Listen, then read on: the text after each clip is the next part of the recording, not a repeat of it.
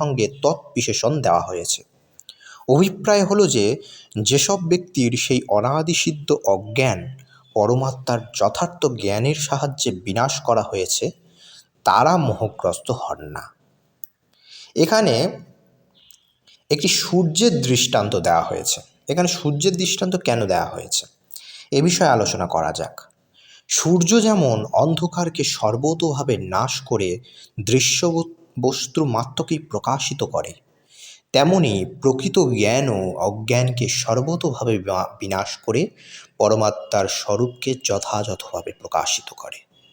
যিনি যথার্থ জ্ঞান লাভ করেন তিনি কখনোই কোনো অবস্থাতেই মোহগ্রস্ত হন না। আশা করি এই শ্লোকেরও তাৎপর্য আপনারা বুঝতে পেরেছেন।